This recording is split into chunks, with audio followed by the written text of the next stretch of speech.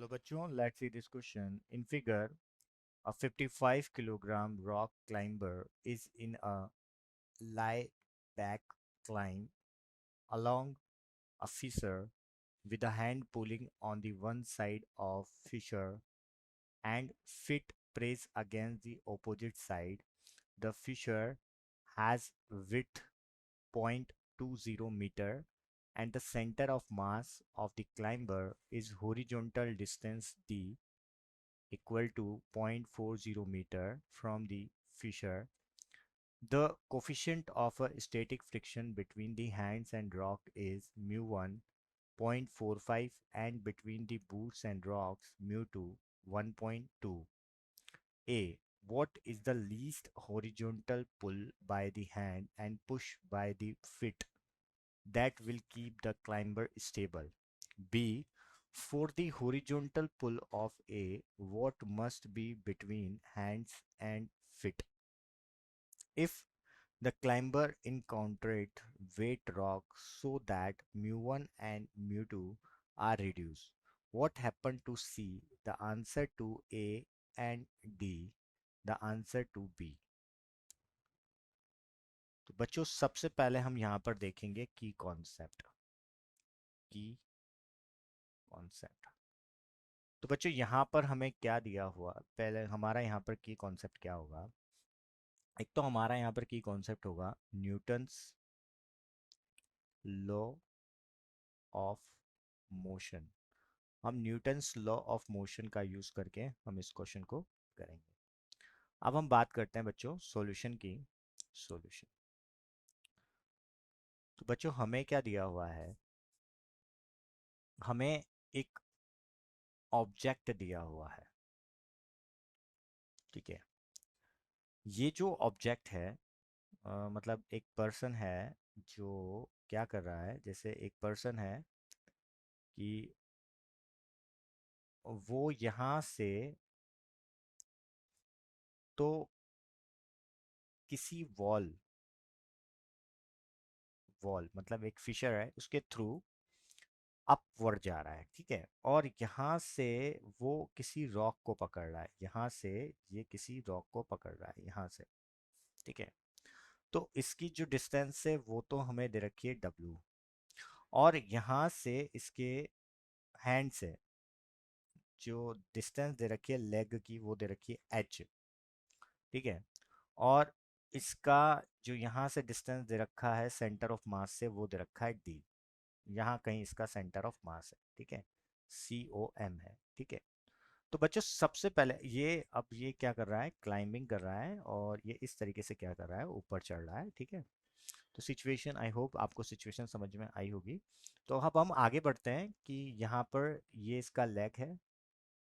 ठीक है, ये इसका हैंड है। ठीक है, तो दो चीजें इसकी कांटेक्ट में आ रही है। ठीक है, तो हमें पता है कि अगर ये दो चीजें कांटेक्ट में आ रही है तो यहाँ पर कहीं ना कहीं यहाँ पर दो चीजें लगेगी। पहली चीज तो यहाँ पर लगेगा फ्रिक्शन, जिस फ्रिक्शन की वजह से ये क्या कर रहा है, ऊपर बढ़ पा रहा है। ठीक है, अगर फ्रिक्शन नहीं लगेगा तो ये नहीं बढ़ पाएगा, ये जाएगा तो नीचे जाना चाहेगा बट ये कहाँ जाएगा, ऊपर जाएगा। इसके किसका रीजन क्या है, फ्रिक्शन है। ठीक है, मोशन तो इसकी अगर ये ऐसे छोड़ देगा तो नीचे जाएगा, पर अगर तो FBD देख लेते हैं हम।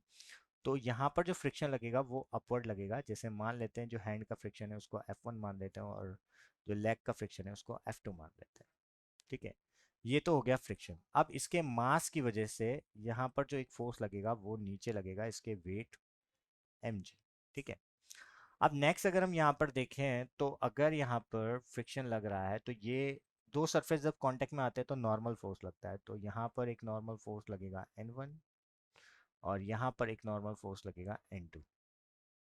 ठीक है, तो ये हो गया हमारा FBD। ठीक है, तो इसको मैं FN1 ले लेता हूँ, इसको FN2 ले लेता हूँ। ठीक है, तो ये हमारा क्या हो गया, FBD बन गया हमारा।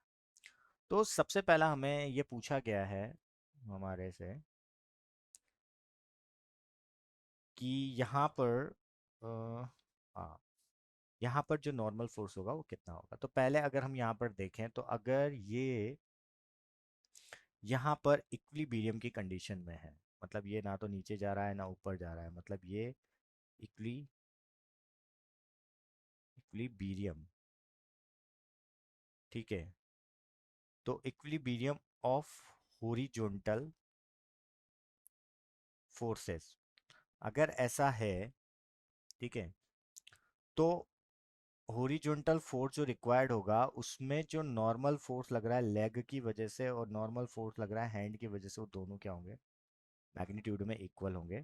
ठीक है, दोनों के दोनों फोर्स लेफ्ट, जो फोर्स एग्जर्टेड है leftward on off his feet, और जो अपवर्ड जो हम देखेंगे वो दोनों के दोनों फोर्स क्या है यहाँ पर इक्वल होंगे। करेक्ट।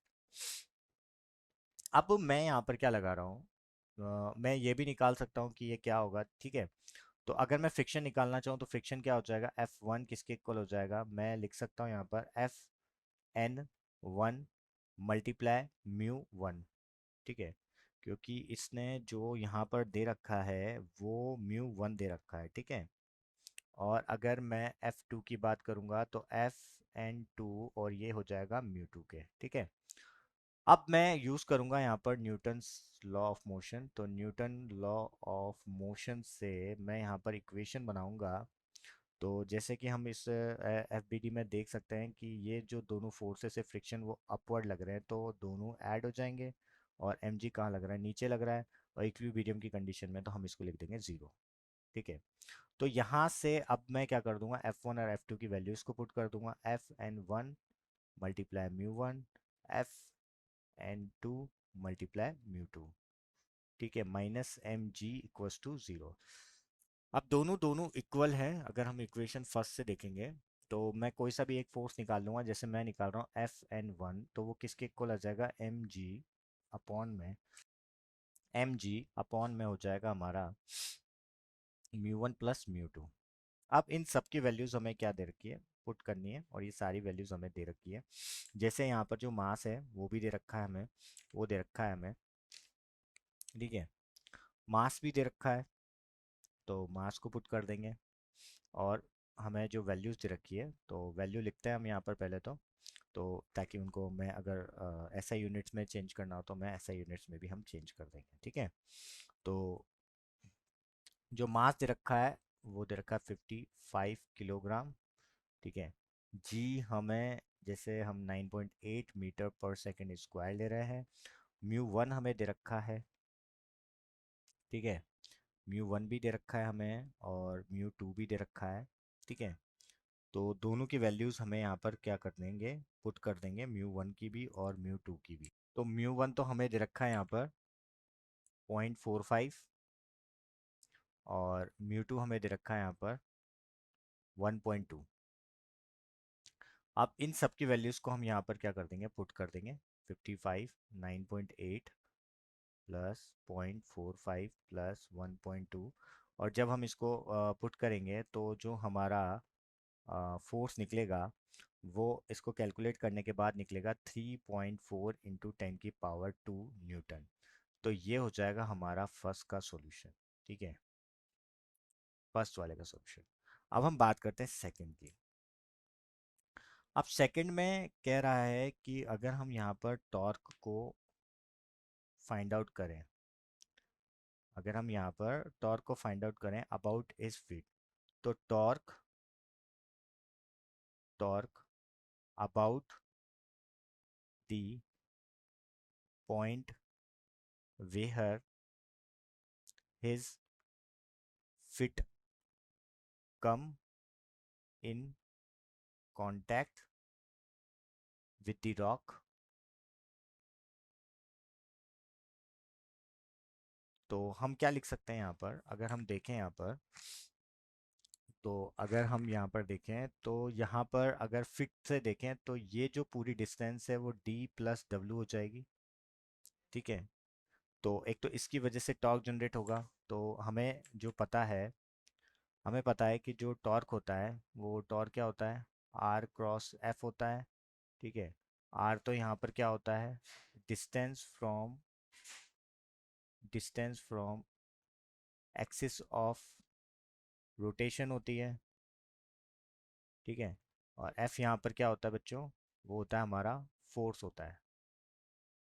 ठीक है, तो हम पुट करेंगे, पूरी पूरे उसके लिए पुट करेंगे। तो यहाँ पर जो फोर्स लग रहा है वो तो क्या लग रहा है, एम जी लग रहा है नीचे, ठीक है। और जो डिस्टेंस है वो क्या है, डी प्लस डब्ल्यू है। अगर जैसे कि आप फिगर में देखोगे तो ये डी प्लस डब्ल्यू क्या है, डिस्टेंस होगी जहाँ से ये क्या करेगा, टॉर्क जनरेट करेगा। फिर अगर हम बात करें F1 की, तो उसकी जो डिस्टेंस है वो क्या है, W है। तो हम क्या लिख देंगे यहाँ पर, F1 फ्रिक्शन और W। और अगर हम देखेंगे जो नॉर्मल फोर्स है उसकी जो डिस्टेंस है वो है H, ठीक है, इक्वल्स टू जीरो, क्योंकि वो इक्विलिब्रियम की कंडीशन में है। तो यहाँ से अब हम क्या करेंगे, H को फाइंड आउट करेंगे। तो H जो मेरे इक्वल आ जाएगा वो आ जाएगा M G D plus W minus mu one F N one W upon F N one. और अब हम हमें जो भी वैल्यूज़ दे रखी है, जैसे मास की तो हमें दे रखी है यहाँ पर 55 kg, डी जो दे रखा है हमें वो हमें कितना दे रखा है, 0.40 मीटर। और डब्ल्यू जो हमें दे रखा है वो हमें क्या दे रखा है, वो दे रखा है 0.20, ठीक है। 0.20 हमारा डब्ल्यू हो गया। एफ एन वन अभी अभी हमने निकाला था, वो निकाला था 3.4, उसको इक्वेशन फर्स्ट नाम देकर और वहाँ से हम इसको निकाल लेंगे, ठीक है। तो इक्वेशन फर्स्ट उससे भी हम यूज़ कर लेंगे, ठीक है। इक्वेशन फर्स्ट से हम क्या, किसका, एफ एन वन की वैल्यू पुट कर देंगे, ठीक है।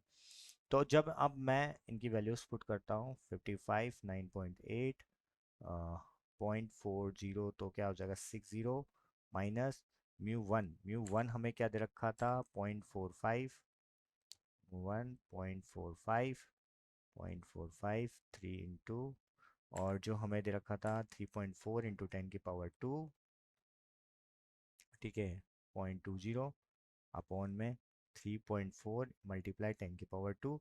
तो यहाँ से जब इनको पूरे को कैलकुलेट करेंगे तो आएगा 0.88 मीटर।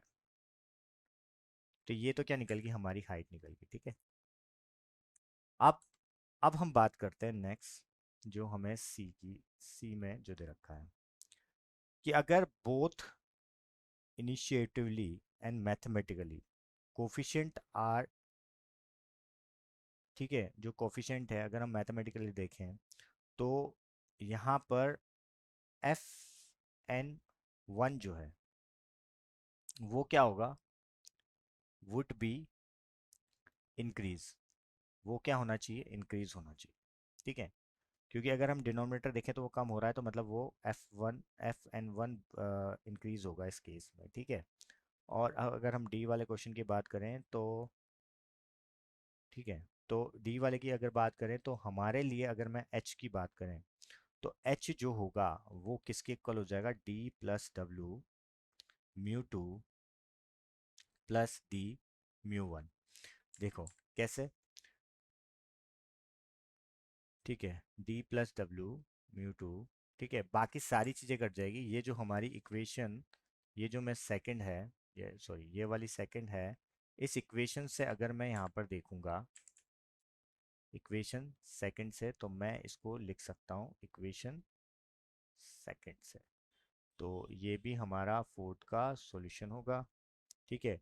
तो from which it become the apparent H should be decrease, यहाँ पर एच भी क्या होगा, शुड बी डिक्रीज होगा, ठीक है। अगर यहाँ पर कोफिशिएंट क्या हुआ, कोफिशिएंट अगर डिक्रीज होगा तो ये भी डिक्रीज होगा। तो हमारा जो फर्स्ट का सॉल्यूशन होगा वो हमारा फोर्स हो जाएगा, सेकंड का जो सॉल्यूशन होगा वो हमारी हाइट हो जाएगी, और थर्ड में जो एफ एन वन है वो इंक्रीज होगा, और फोर्थ के लिए ये तभी इंक्रीज होगा जब कोफिशिएंट यहाँ पर क्या होगा, डिक्रीज होगा, तभी डिक्रीज होगा जब कोफिशिएंट यहाँ से डिक्रीज होगा। यही हमारे फाइनल सॉल्यूशन होंगे। I hope you will understood it well. Best of luck.